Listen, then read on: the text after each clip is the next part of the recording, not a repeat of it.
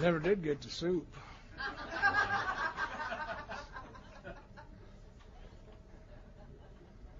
My name is Don. I am an alcoholic. And by the grace and the power of a loving God, I have been continuously sober since December 26th of 1967. And I think it's very important that we begin telling people that. A lot of lies have crept into AA over the last few years. And I want to break one of the first ones.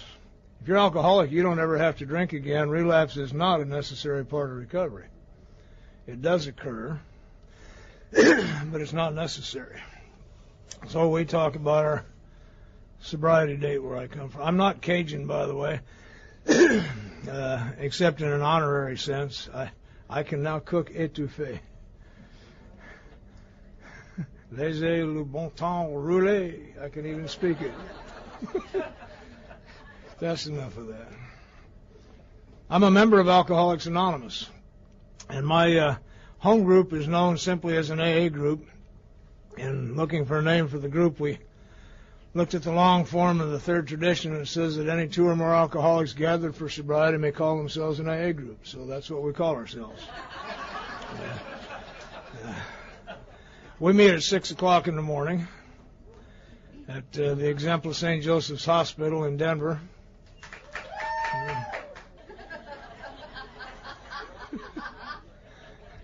Man, I've never played a room like this and had a drink section before. May I take this jacket off? It's really hot up here. Thank you.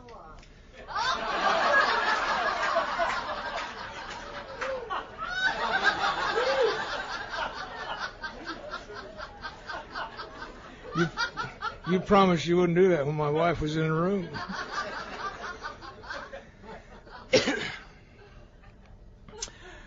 Our meeting is a very simple one. We cover a step, a tradition, and a concept back to back. Whether it takes one meeting or a month or two, it doesn't make any difference.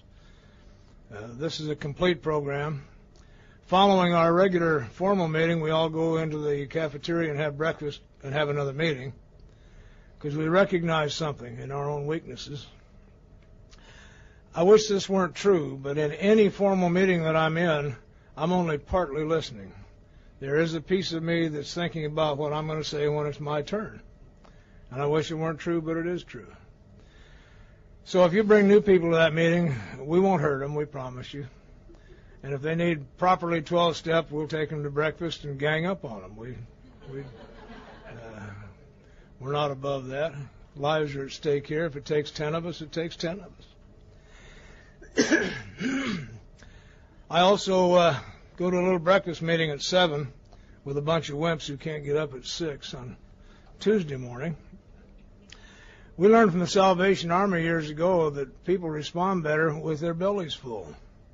So we get together and we feed them, and then we 12-step them. And then the greatest thrill of my life right now, about 3 years ago, 2 GSRs came to me and asked me, just because of my experience, to go through the traditions and the concepts with them. And before we started, it was 6. Last week, it was 42 people. And we're now going through the big book by Group Conscience, word for word. It's my favorite activity. And it's young people. A few old-timers. Marty shows up once in a while. Dick was there a while back. He came just to show off, though. You ever see a man come to a regular meeting in a tuxedo? That's how I dress. None of those things keep me sober. None of them. But if I don't do that, I will surely drink. But I'm very clear on what keeps me sober, and it's the power and the grace of God. Because I didn't get to you until I was 5.5 months sober, so you didn't sober me up. God sobered me up, and then brought me to you so that my life could now have some meaning and depth and purpose. So I love Alcoholics Anonymous because I'm free of you, but I need you. This is where my life work is. This is where the people I love are. This is where the people I don't love are. Because I don't like all of you. I will be tolerant and patient if the prayer works, but I love most of you. Some of you are just intolerable. And, well, I can say that because I'm intolerable to some people, too. If everybody likes you, you're still being a phony, you know. There are some people that don't like me just because I came in the room. Don't even have to do anything. One of the greatest pieces of freedom I got my freedom, by the way, in a penitentiary cell. I'll talk about that tonight because that's part of my experience. I wish I didn't have to talk about it. I belong to the only organization in the world where having been in prison gives you status. You know. They'll give you a little piece of freedom. Mr. William, another Denver transplant. There are people who like me no matter what I do. And there are people that don't like me no matter what I do. And there are millions and millions of people that don't even know I exist. And wouldn't give a damn if they did. And that's freedom. One more piece of freedom, then I'll tell some stories. I found a solution to abandonment. Folks come, folks go. Some stay longer than others.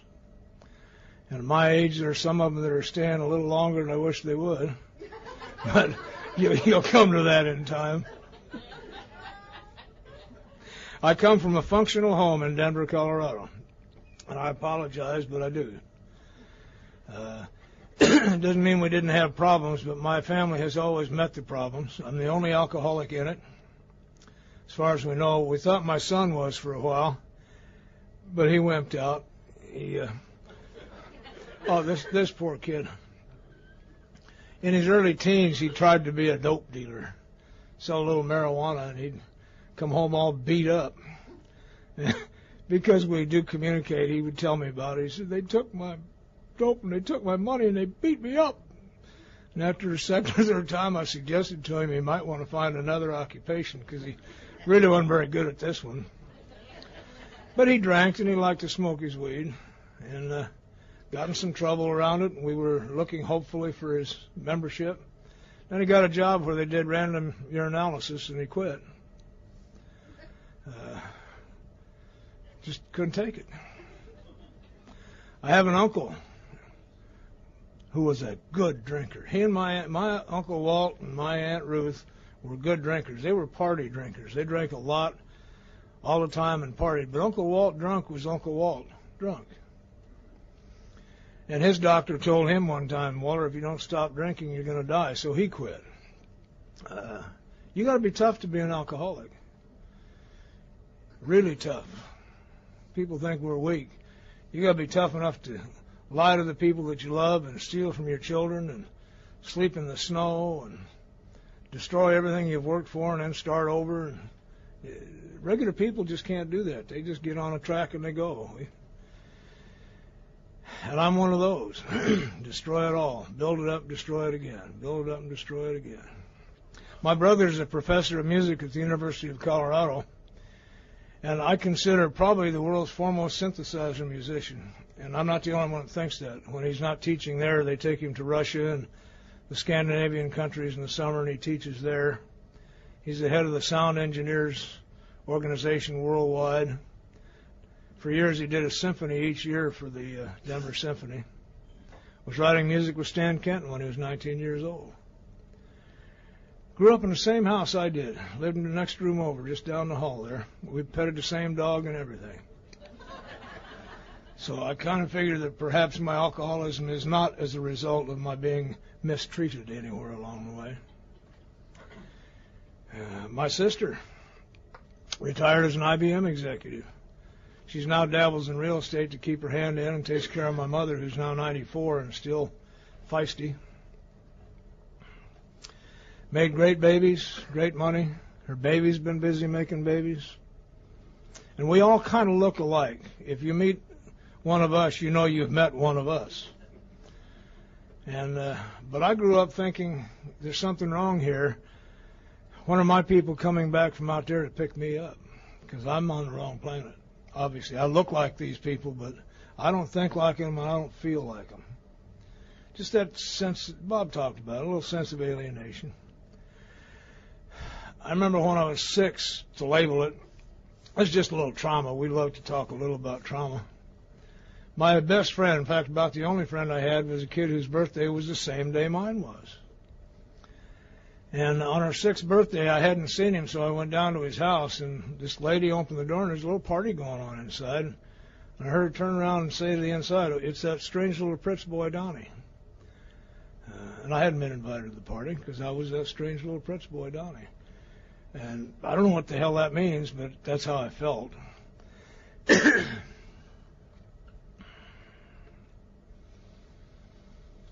me tell you a little about functional. About 4 years ago, 4 or 5 years ago, my dad died. And he and I had been 27 years building a real, honest, fine relationship. I went and made amends. And we started from there and built something. So I knew all about what he was going through. And he was in a nursing home, had dry gangrene in one leg, and his mind was beginning to slip a little. My dad was an unmeasured genius. They hadn't found a test that would touch him. Incredible human being. But he was losing his memory. He never did lose his sense of humor. Right near the end, he told me, he says, "You know, Don, there's a real benefit to this memory loss thing. I only have to rent one movie for the rest of my life."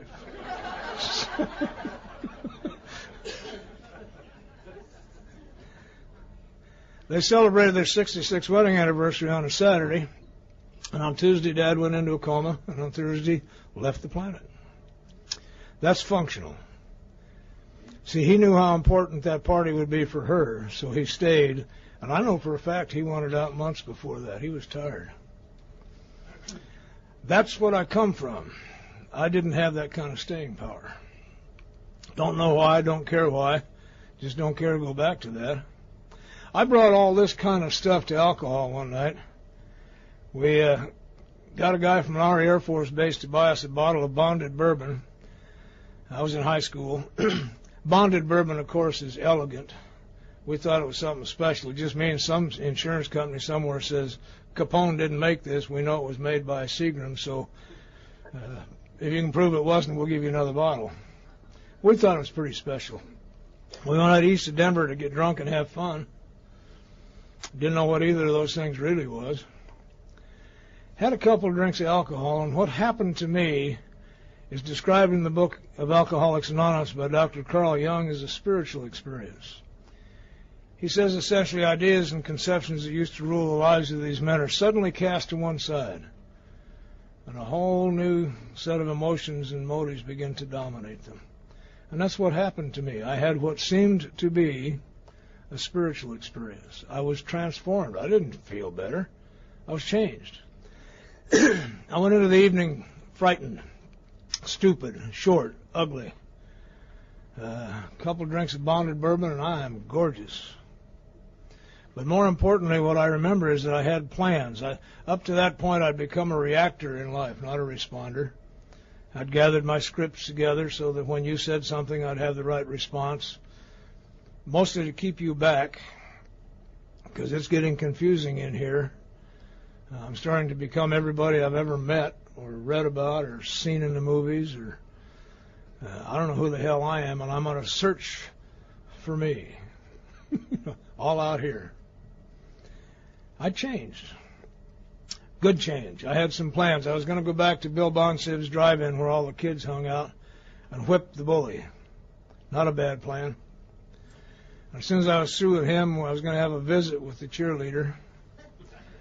Not a bad plan. But plans don't work for me. I did not know that I had a condition of body and mind that causes me to, once I take a drink of alcohol, I must have another drink of alcohol. I don't have any choice anymore. And so by the time I got to the drive-in, instead of seeing the heroic me whipping the bully and chatting up the cheerleader, they saw my partners carrying me around by the elbows while I puked in the driveway. That's kind of how I drank. I told you my brother was writing music with Stan Kenton when he was 19, I think. When I was 19, I was in my first federal penitentiary in Tokyo, Japan, wondering what the hell happened. This is not in the plan, you know. I came out of there with a bad conduct discharge and Did some time in the penitentiary and some Marine brigs. I don't want to do that again. I never did understand what happened because I loved the Navy. I really did. I ran away from home to join the Navy and save America from the communist menace and come home a hero, you know. Oh, my. I don't have time to go into what a hero is. You all know what that is. And instead, I'm in a penitentiary and come home with a bad conduct discharge, and it was absolute rock bottom. I didn't know until you described to me what alcoholism is in its effect, what put me in the penitentiary. I'm on a job I love. I was a radarman and a radarman on a destroyer, the USS Brush. We were 17, 18, 19-year-old kids fighting a war, and that's exciting. At that age, it's stupid from where I sit right now, but it was pretty exciting then. Learned to steer the ship. I love this. This cruise is just wonderful for me because I am home here. I've been home on the ocean forever.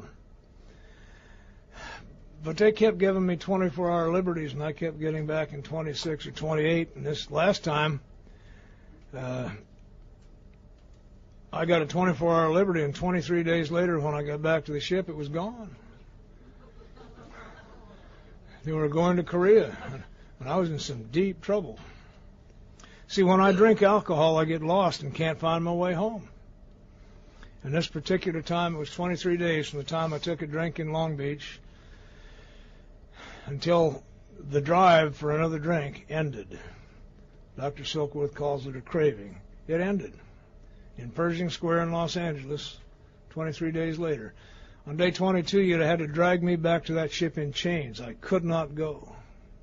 I'd been doing things for 22 days that are contrary to who I am, as long as it would get me a drink.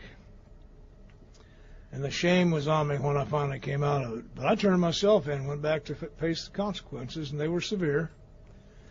I ran with a kid who got us on a Pan Am Clipper, so we beat the ship to Japan. He was slick. Another good drunk. He got us put on prisoner at large status, which means I was a prisoner and I was also my own guard.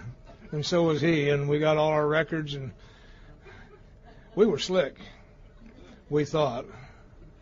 When the ship pulled into Japan, I got an idea how slick we were. I don't know whether the captain was mad or not when we left, but he was sure pissed when he saw us standing on the dock waiting for him. So we did our time and came home at rock bottom. And bottom is an easy thing for me to define.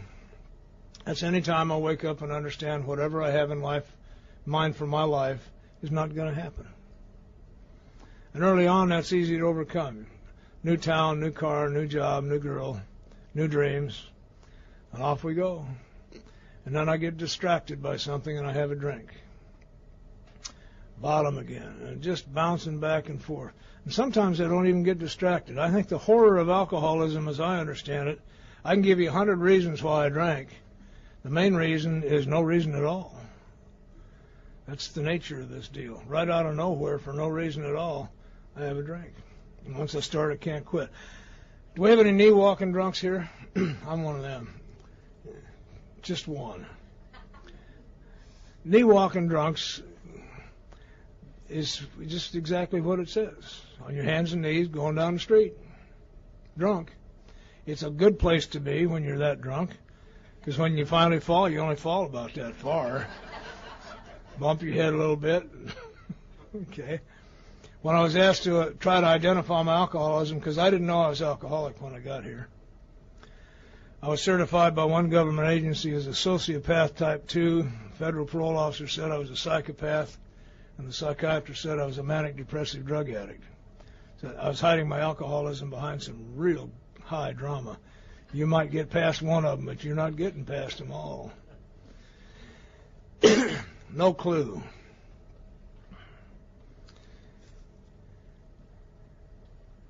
It was suggested to me by some fine sponsors that as I go through the big book, I bring my own memories to it. Otherwise, it's just words. It's more than just identification. They describe something in there that happens to alcoholics. Does that happen to me? And I begin to understand, yeah, the craving for alcohol. See, I tried to duck that very briefly by saying craving is... No, craving is just, I went in for 2, now I'm on the 3rd. Chinese described it very simply thousands of years ago. Man takes a drink takes a drink, and drink takes the man. And alcoholism is the drink taking a drink. But I've got an actual event that I can remember to describe that craving. I can remember a night so drunk, still on my feet, and so drunk that I knew if I have one more drink, it'll probably kill me. I have too much in me, and it hasn't even processed yet. And I'm going to put another one down because I need another one. And I need it so badly that I stick my finger down my throat and throw that out, so now I've got room. That's not normal drinking. I compare my mother and I to get a clue as to what alcoholism is. You love my mother. Little bitty lady, feisty as hell, 94 now. Watch out for her cane. She's learning how to use it. Got things in her ears so she can hear. And she's tired of it. She just doesn't even pretend. She just turns them off. Right out front. My mother loves peppermint schnapps. I mean, she loves peppermint schnapps. Now, I like Altoids. But if I'm going to drink, I want something that tastes like booze, not peppermint. But she loves them anyway. And I watch her on the day when it's time. She gets a desire for a drink. And she takes this bottle down, this clear stuff, and she's got a little tall, tiny little glass. Wouldn't help any of us. It wouldn't hold that much. But she pours this in. Her little eyes are shining. She's drinking for effect. She knows what it's going to be. She looks at that thing, and it looks good to her. I'm with her all the way here. Then she goes, that's disgusting for drinking. And she'll do that a couple times, and then I've heard her actually say, that's enough, I'm beginning to feel it. She loses me. There's a sound that goes with my drinking also.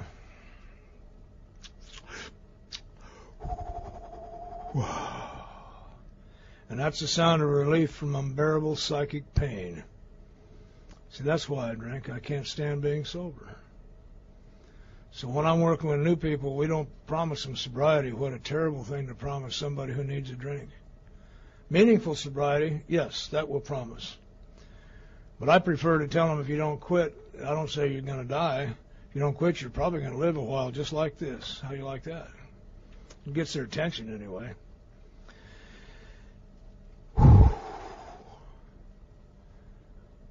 Relief from psychic pain. For some period of time now I fit. I'm here.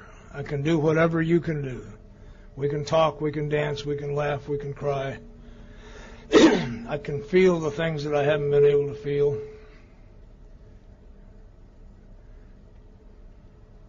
And then I can't. I drink past it. I'm a real alcoholic. I've lost the power of choice when it comes to alcohol. And I am so glad. Oh, I'm so glad. I've never been given the choice back. I'm 36 years sober now, and I have no more choice over whether I drink than I did the day I quit. And I'm really glad because every time I had a choice, I made the wrong one. Okay.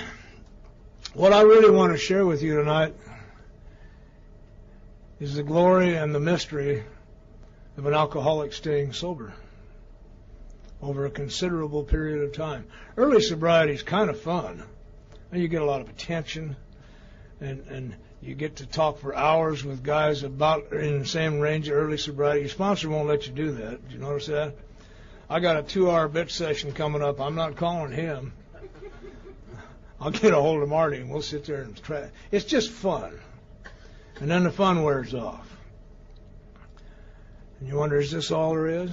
Some people get it at 2, some at 10, some at 20. I'm getting a lot of them at 20. Wondering, is this all there is? I've heard everybody say everything that there is to say. And I used to say it too. I've got 2 emails waiting to be answered because I don't know how to answer them. And how do I put the life back in? I'm 20 years sober and the life's gone. I don't understand that. I got into my evangelistic stage around the 8th step, and I haven't left it yet. But let me take you to the final bottom. I'm part of the subculture that came out of Berkeley in the 60s, screaming out, where there's dope, there's hope, burn down City Hall. And we really tried. We just couldn't find City Hall. I am not a drug addict. I'm very clear on that. I had to get clear on that, because this deal will work for anybody, but the foundation has to be truth. The recovery process will work. The fellowships don't necessarily work for other people. I've used a lot of drugs, and that's all we need to say about that. But I could start or stop when I needed to, and I've never had to deal with that. What I had to deal with was the psychic pain. But as a result of that, Christmas week of 1967 was a bitch. I was down to about 133 pounds, and I was on federal parole for a mistake I made in 1966, which put me in my second penitentiary. Bad company is what did it. And I began to take a look at my life for what it really was. And I don't know, other than God's grace, why suddenly I could see things as they were and the lies were disappearing. I'm not here tonight because of the truth. I'm here because I ran out of lies. And I've got to look at my life for what it was. I had 2 little boys at the time who had already been through a federal narcotics arrest, which scared the hell out of them, and the police almost shot my 4-year-old in the midst of that one. And for some reason, they kept giving the kids back to me. And I want to tell you just one little story about it, because everybody has one of these until you get here and die with it. We all have an ace in the hole. Brother, father, sister, mother, uncle, good friend, somebody who at the end of the trail, I can go and I got a place to stay and I can get a shower and I can eat for a few days before I start off again. And my dad was our ace in the hole. And I was trying one more time to put my life in order. See, I'm cursed with a conscience. I've known the difference between right and wrong my whole life. I just never seemed to be able to get the right thing done, and I always did the wrong thing. And so we were back at Dad's place, trying once again to become a good father and a good son. And that's really all I've ever wanted. And I was getting sober. And we were trying one more time. Got these kids I really loved and wanted to raise. We'd been on the road for about 3.5 years, literally. Restless, irritable, and discontent on the road. But I began to remember things in the clear light. And one of the things I remember is during that time when we were at Dad's, a fellow named Albert called me from Albuquerque. Albert was one of the snakes that I ran with. Albert says, we got a problem.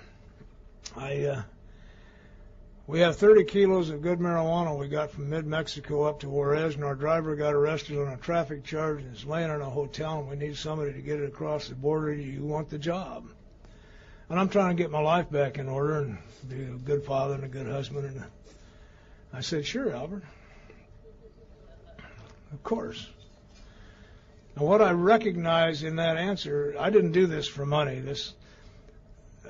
I became a transportation expert. And I didn't do it for money. My cut was 2 kilos. At that time, that was about $400. That's chump change. I did it for prestige. I was the only person in the United States they could think of to call to go into old Mexico and rescue the goods like Zorro. Okay. True. That's the only way I can describe that emotion, prestige. I'm going to be a big timer now. And we pulled it off. Because I didn't do any drinking. I dropped everything. I got a sport coat, fattened up a little bit, had them rent a VW bus, take care of all the details where there could be no trace to me, let them get us a place to stay when we got to Juarez. Did the math, because I'm not stupid either. I did the volume. And 30 kilos of marijuana packed that way would fit exactly into a single air mattress. So we got to Juarez, went to their hotel, which is actually just a house of prostitution. As soon as everybody left and the transfer was made, I didn't pick it up. They brought it to me.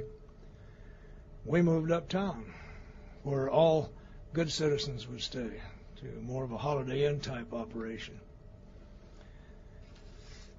And I'm one of those people who's in their rottenness uses everything available. And we saw an Indian lady with a dead baby coming out of town as we approached the thing. And I tucked that into my mind. I put dirty diapers on top of that air mattress, and I put my 2 little boys on top of that, and when we hit the border crossing, I turned around for no reason whatsoever and screamed at the kids to scare them so they'd be crying. Because they don't mess with you when you got screaming kids in dirty diapers. Told the border guard they were crying because we had just seen an Indian lady with a dead baby. And I began to look at that kind of thing. And that and a number of other memories brought me to what I hope you've come to if you're an alcoholic. Absolute rock bottom. I'm now a complete failure at living, and I can't live with me anymore. I can't think of any way out of this. I don't want to be this kind of person. Those kind of memories just tear me up. To this day they hurt, and I hope they keep hurting. I'm no longer ashamed of them, but I need something strong to change me. And I've tried everything. I've been to psychiatrists. I have had the privilege of participating in the peyote ceremonies at Easter with the Washaw. Had a great vision with a bird flying high and no head. Understood that. Dianetics. And when I came out of the Navy, I turned my life over to the care of a science fiction writer. A good one. Good books. Church, being saved. I've tried it. Nothing changed me permanently. Everything was temporary. And I came to the place Christmas night when I couldn't stand being me one more time. We had gone down to my folks' place during the day, and because I would never think of not going home for Christmas. My dad met us at the door and he said, "Don, I'm sorry, but your mother said I can't let you in here anymore. She can't stand watching you die." And it tore up one of my lives. I'm not hurting anybody. Just leave me alone. I'm just hurting nobody but me. And that proved out to be a lie. I was hurting her and the kids and him, and I could see that. And then he snuck us into the house anyway and tore up my last lie. Nobody loves us. Nobody cares. Well, he did. So I go home with no more lies to live with and more pain that I can live with, because I recognize I've become completely useless now. Absolutely, totally useless to everybody. Everybody, including my kids, particularly my kids, would be better off without me.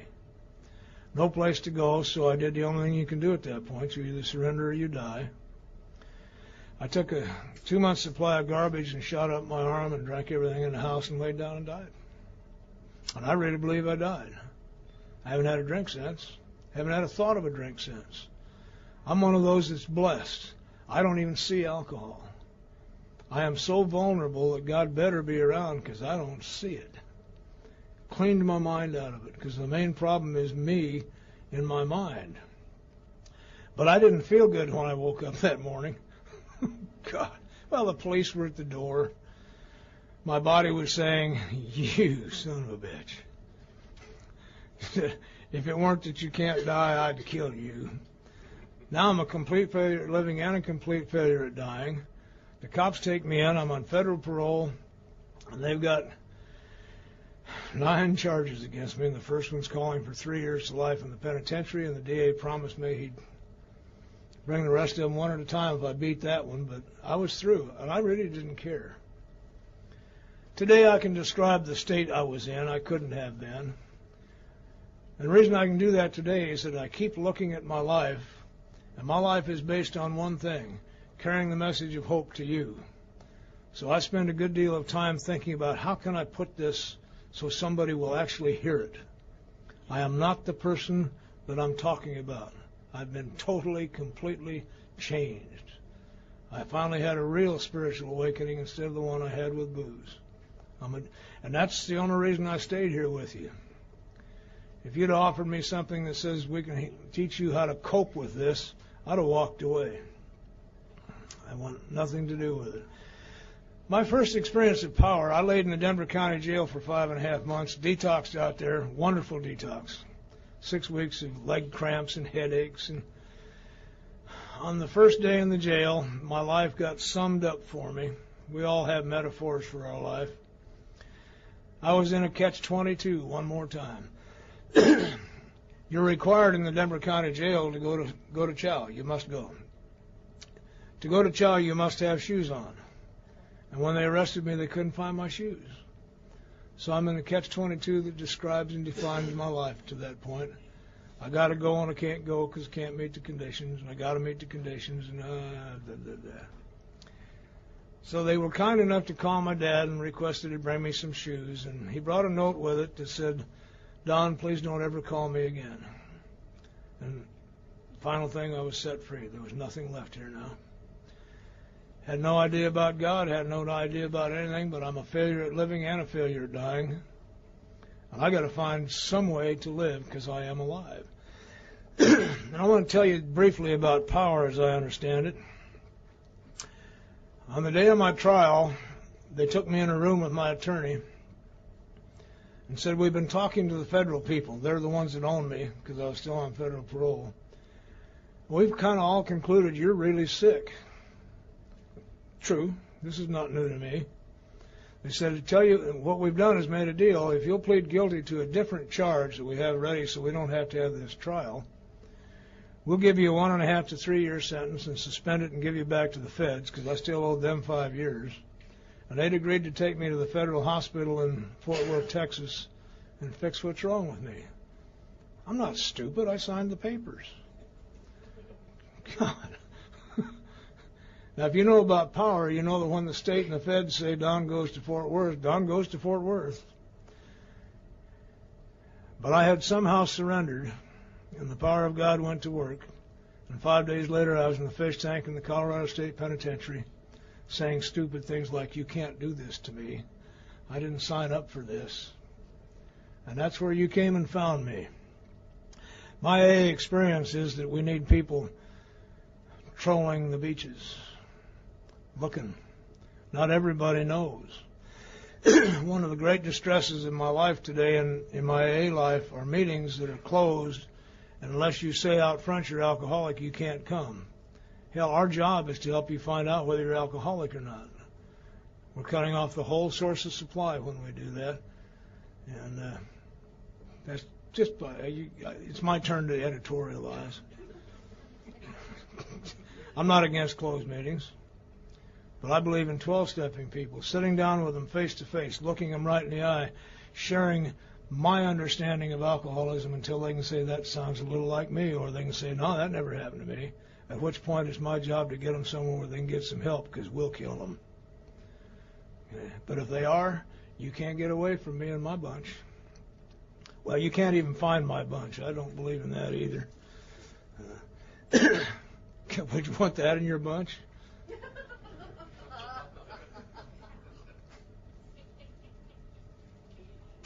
I came into a group that Bill Pittman described.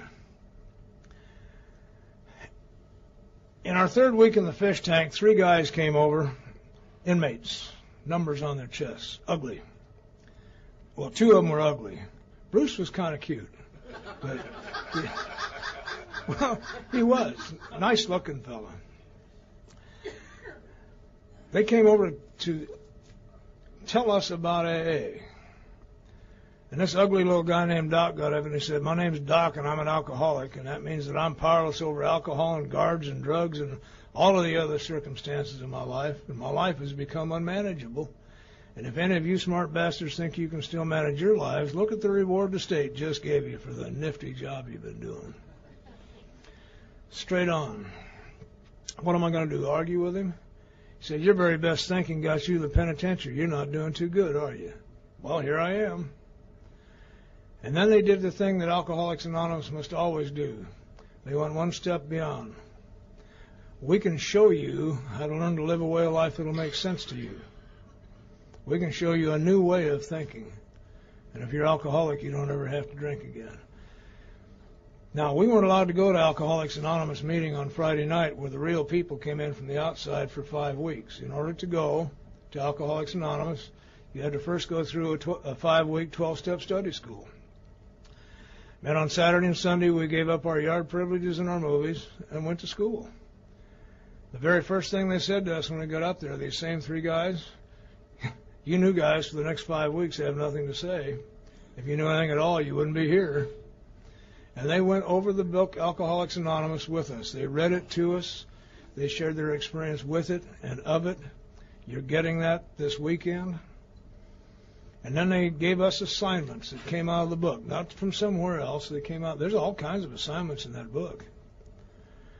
And I began the journey that brought me here tonight. I went to the first federal penitentiary when I was 19 years old because of alcoholism, and I found that in the doctor's opinion. Doc says he'd been working with men who'd been working on a business deal or proposition that would be settled favorably to them on a certain date, and they took a drink a day or two before and missed their appointment. I missed a ship movement by 23 days because I was on a 23-day drunk, and I began to get those pieces. They don't all come. For me, the flash of light is not a good thing. I love flashes of light. I've had them all my life. My sponsor said they've nearly killed you all your life. Went over what they were. Oh, man, have you ever had a flash of light? Yeah. First time you made a touchdown? First time you kissed a girl? First time you made some money, and more money in one day than you'd ever seen in your life? Anything where you accomplish something. Flash of light.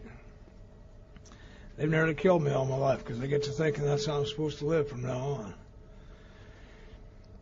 See, I was pissed because I didn't have a flash of light. I'd gone back to my cell to take the 3rd step and had a terrible experience. I said the 3rd step prayer and nothing happened. And I'm waiting for boom. You know, my cell door would spring open and they'd say, all right, Pritch, you can go home now. We don't need you anymore. Nothing happened. And I can handle, if this ship starts going down, I'm going to finish my talk until the water gets this high. Okay, I can handle that. I can handle all the good things in life. I can't handle nothing. And nothing happened. And I went back to my sponsor and bitched about it. I suggest you do that. And he gave me the guidance that I've always needed. I went back with the alcoholic war cry on my lips. Where's mine? Bill had one. How come I don't get one? He said, well, dummy. And that was a step up. In the morning I was 38,984. Now I'm dummy. I got a name again. Well, dummy, you ought to be grateful you didn't have a flashlight. They've nearly killed you all your life. And we talked about that. I learned about my kind of insanity from the book Alcoholics Anonymous. They have me certified as a sociopath type 2, a psychopath, manic depressive drug addict, and anything else they could find, because I can read. I read those books, and that's what they got. Manic depressive was a game for me.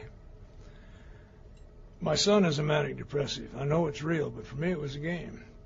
You getting too close, you want to talk, and I'm busy trying to figure out what's going on. I found the easiest way to keep people away is throw a little mood swing. You have to get pretty good at it. You do it too much, they lock you up. And if you just do it not quite right, you're the entertainment for the night at the party. And I don't want to go to the party anyway. In the book Alcoholics Anonymous, in the story of the car salesman named Jim, I found me, and I found my brand of insanity. I won't bore you with it. I know you've all read it 15 or 20 times. Puts an ounce of milk, or ounce of whiskey in his milk. His mind tells him that's okay. He's been at AA 6 times, by the way, working with the people that wrote this book. He's been there and just can't seem to get it. But the upshot of it was, it says whatever the precise definition of the word may be, we call this plain insanity. How can such lack of proportion in the ability to think straight be anything else? And somehow I got that. My brand of insanity is lack of proportion and lack of the ability to think straight. I don't have it. I don't get angry. I go from calm, cool, and collected to killer rage, and it happens just like that. Fear is for sissies. Take your 50 cents and get on the roller coaster and get scared a little bit. I like raw terror, stuff that gets you out of bed and makes you feel useful. 2 steps ahead of the feds, stuff like that, just madness. So I lack proportion, and I lack the ability to think straight. And without some guidance, I still don't think straight. I am rubber-minded. Bruce says we don't even think the truth's going to work for you. He says you take it into your head and your mind catches it and says something like, aha, I can use that later. And by the time I get around to using it, it isn't the truth anyway. He says, what we suggest for you is that you forget everything you think you may know about anything, particularly spiritual matters, because if any of it had worked, you wouldn't be here. And I balked. I said, come on, I must have learned some truth. He said, it's really doubtful, but it's possible. I'll grant that. But I'll tell you this, anything that was true will still be true when we're through, and all the rest of it's garbage anyway, so lay it down. And by some form of grace, I was able to pretty much lay it down. Took a look at my life for what it was. My first inventory was a lie. I wrote it to impress my sponsor. That's what he said anyway. I went up and spent 2 hours writing down the most horrible things I could think of that I had done. I hadn't waited until we got to the instructions. Took it back to him, and he said, that's garbage. You wrote it to impress me. Get away from me. So I took it to somebody else. I can spot a phony. We had phonies in our group. There were some guys who listened to that 5th step just because they had to. And I went to one of them and started doing it, and I'd tell him something I'd done, and he'd say, well, that wasn't that bad. And I'd tell him something else I'd done, and he'd say, well, that wasn't that bad. And I began to understand something. I woke up. I had once again picked somebody who'd tell me what I wanted to hear, so I didn't have to do anything about it. And if I didn't stop that, I was going to die a very ugly death. And I'm honestly not afraid of death. There's a lot of ways of dying I don't want to participate in, but death itself is nothing. But to die an ugly death means that for some period of time just before that, I'm going to have to live a very ugly life. And I can't stand that. So I got honest and got through that process. I have used up too much time here. I haven't gotten around to what I want to tell you yet. My experience with the step process is different than some people's because when I came time to make amends, they wouldn't let me out. But I got free, locked up in a single-cell penitentiary, maximum security penitentiary one night, following my sponsor's directions on what to do with that 8-step. I finally got the inventory done. Took it with another fellow because I wasn't taking a chance of being thrown out again. Had a wonderful experience. We spent the whole day, the afternoon up in the school while Jim listened. And I walked away knowing I finally finished something. I'm no longer a sprinter in the game of life. I've done it the best I can. And I also knew I've just scratched the surface here because I didn't have much memory left. This mind had been running on terror and alcohol and speed, and it was a mess. So in the 7th step, I asked God, I added to it heresy. In addition to what the 7th step prayer said, I said, and please don't let the things I haven't found yet kill me before I get to them. And I found some more last week. And it's petty shit. Oh, it gets petty. Remember the Screaming Eagle? He said, I went into inventory looking for Attila the Hun, and what I found was a little boy who wet his pants. And that's kind of what it is. The behavior is gross, the motive is petty. Petty, petty, petty.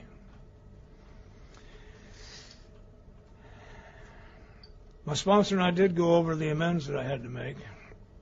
I come from the old school, if I harmed you, I owe you, there is no slack. And I was ready to go. He said, you'll screw it up if you go out there now. Here's what I want you to do. Go back to your cell tonight and go over this list and take each one separately and close your eyes and picture them before you. Whether it's a person or a government agency, picture them before you. And see if you can feel in your heart a willingness to say to each one, I have been wrong and I have harmed you. would you please tell me what I have to do so we can get these books to balance? As I went over the list that night and became aware, I am truly willing to look any human being right in the eye, and if I've harmed you, just let me know what we have to do and I'll straighten it up. And I had the experience I've looked for my whole life. I was lifted from that steel chair and set free. Nothing was lifted from me. I was lifted and set free, and I've been free ever since. They didn't know that, so they kept me for a while, but I was free. One of the ways we measured the freedom, in this kind of an environment, nobody walks the tiers. But at night, my sponsor would come by when I was locked down and visit with me. And one night I realized he's getting out of his cell whenever he wants. I want what he has. And shortly after this experience and coming out of the 12-step study school, they started letting me out of my cell because he had done the groundwork ahead of us and convinced the administration that the study of the big book was only the beginning. There had to be follow-up, and we needed that kind of contact, and so we got out and and they started letting me out of my cell. See, my job on the 6th week is that I was given the next group, and it was now my turn to do the same thing with them. And thank God I had a big book. All I had to do was read it to them and share my experience of it and with it and give them some assignments. Of course, the first thing I said to the new group is, you new guys for the next 5 weeks have nothing to say. If you knew anything at all, you wouldn't be here. Hell, I'd paid my dues. Some of the amends are funny. I want to wrap this up. I've got, about 10 minutes? Something like that. Huh? You're at 50 minutes. Right on the money. He's got a 60-minute tape. He's behind me, too. I ain't messing with him. We didn't have Christmas tree lights for the tree that we got for $1 the day before I was arrested and the day before I died. And I'd gone to a drugstore and for $1.25, $1.50, got some on credit. We got the tree for $1. We got the 2 presents for my kids on credit. And I'd never paid for them. I'd been arrested the next day. I had to write a letter to the drugstore, telling them who I was, where I was, and what I'd done, and that my very life depended on me getting square. I owed him, say, $1.50. And I made 10 cents a day and had to buy all of my toiletries out of that. Would he take $0.25 a month until the bill was paid? That takes a big-time gangster's ego right down to nothing. I probably spent more, because he was kind. He let me send him some money. Some of the things I had to wait till I got out, and I learned a very valuable lesson. Sometimes we have to wait. The harm we've done to people has caused them so much pain they can't stand watching us. It took me 22 years to make peace with my brother. My brother's a good man, so he was always decent, but he was shut off from me. See, I was his hero. And he watched me betray our dreams and my dreams and his dreams and the folks' dreams, and he saw he just couldn't stand being around me. 22 years sober, he invited Jackie and I over for dinner, and he's a very honest man. After dinner, he said, Don, I'm not sure you and I can ever be friends, but this was pleasant. We can do this again. And we began to open that door. As God will have it, I ended up working for the Department of Corrections in North Carolina for a couple of years. When he's got a job for you, nothing gets in the way. And I'd fly home to visit once in a while because the secret in my life to making amends is to get regular and predictable. When I was drinking, I was unpredictable. Now I'm dull. You know what I'm going to do because I tell you what I'm going to do, and that's what I'll go do. And I'll tell you what I won't do, and I won't do it. You want to know what time to call me? I don't know. Take a chance, like everybody else. But I am predictable. I will be there sometime during this day, and if I'm not, I'm gone. Anyway, so I'd fly home to see my mother, because when I went to make amends to my mother, can you imagine trying to find a way to make amends to the mother you put in a position to say on Christmas Day, you and your kids can't come to my house anymore? I can't think of any way to clean that up. What happens when you ask people, at least in your head, what do I have to do, is you just shut up and wait while they tell you. And I'd come out and visited her. About 6 weeks out, she let me come by, and she was really pretty reluctant. but I came by for a little visit and found a way to ask that question without being hard about it. Then I shut up and listened. She said, honey, all I've ever wanted for you is that you be happy. So from that day to this, I've been going by my mother's house happy. I drag my happiness along with me. Wife, grandkids, stories about you. She loves you. She thinks you're something else. She doesn't understand you this last little bit, but she sure loves you. So I'd fly home from North Carolina from time to time, and on one of those visits, I was with my mom, and my brother came in, and I had my leg crossed like you do, across my knee. And he sat down. We were visiting, and all of a sudden he kicked me on the bottom of the shoe and said, Don, I'm really glad to see you. And he was shocked because he really was glad to see me. He hadn't felt that for years. He said, look, next time you're in town, let you and I go up to the cabin and do a little fishing. Now, you have to listen closely because that isn't what he was saying. He says, next time you're in town, we need to get up in the high country where there's no phones and no chance of being interrupted because we got a whole day of talking to do. So I came home and we did. We talked all day, got it all square. And he gave me a great gift. At the end of all that, he said, there's one last thing I need to tell you. He said, I'm 58 years old now, and I believe I've made a decent contribution to life. And I knew we were healed. See, you don't tell anybody that. They got to be really special. You don't give your heart and soul like that. So we were healed. My favorite story, though, on amends, I'm going to tell it because it's my turn. I believe there's no slack unless it'll hurt somebody. And I got paroled, and I've been on parole, I don't know, maybe 6 months or so. I'm still on federal parole and state parole, but the state had the feds watch me. Anyway, I've got federal parole officers monitoring my life. And I began to remember things. And on my last run out there in Cheyenne, Wyoming, I used amphetamines to run. So when it was time to run, I'd write a prescription and go get some, and then we'd run. Because you got to move fast. And I had written a bad check to get a script I had also written and then skipped. So I got 2 felonies laying quietly up there in Cheyenne, Wyoming, and I got to do something about it. And I know that. But the big book says that if others will be affected, they should be consulted. Well, the only one to really be affected was my federal parole officer. So my sponsor and I went down to see him, just laid it out to him. And he's the one that put me in the state penitentiary, and he's the one that got me out also. He said, you're right, you have to do something about it. But here's the deal. I won't violate you if they arrest you, and you have my permission to leave the state. So off we go. And I was nervous seeing him confessing 2 felonies to a federal agent. On the way home, Gary said, I come from Cheyenne, and I know the guy at the Rexall drugstore, pretty decent guy. They're letting you start to see your kids again. You have a job. You're part of the community. Let's write him first and ask him how he'd like you to handle it. Well, I understood that. Now I'm really nervous. I got to confess 2 felonies on paper and sign it. Off it went. I don't have a high drama ending for you because the man had died and the place was shut down and I got the letter back.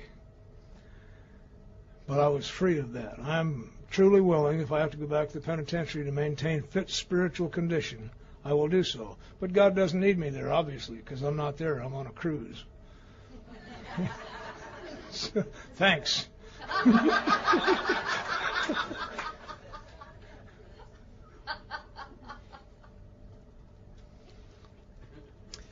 1992, I went to work for the Department of Corrections in North Carolina, establishing and supervising alcohol and drug programs behind the walls. And then I came back to Denver and did the same thing in Colorado for community corrections. And in around 96 or so, I was sent to Cheyenne, Wyoming to set up a treatment center in a corrections facility. Got it all done, came home, and as is usual, it was 6 weeks later before it hit me. It's done. I'm clean. Because I went back to that parole officer after the letter came back and said, don't I owe Wyoming something? He said, oh, don't do that. He says, you're going to go up to Wyoming and confess 2 felonies they can't prove because the records are all gone. You're going to have to deal with confused police officers, and I don't want you dealing with confused police officers. But in God's own time, I got to put it back into the system. And that's really kind of what the sober life is about. Not just admitting I was wrong or apologizing, but actually changing and becoming useful. I'm clean tonight. To the best of my knowledge, I'm clean. I'm also aware there's some things I've missed, but I'm clean. If I don't get home from this trip, I've had a hell of a ride. Now, I don't want you ever mourning me. Have a party. Because if you don't, I'll come back. I'll get you.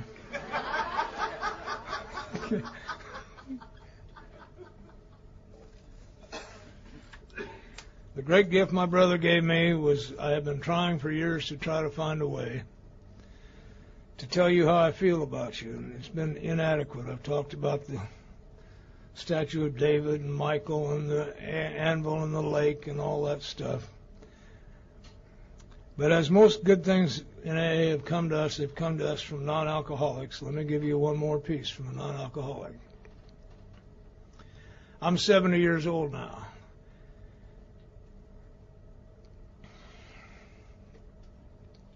And because of you, I've been able to make a decent contribution to life. And so can you.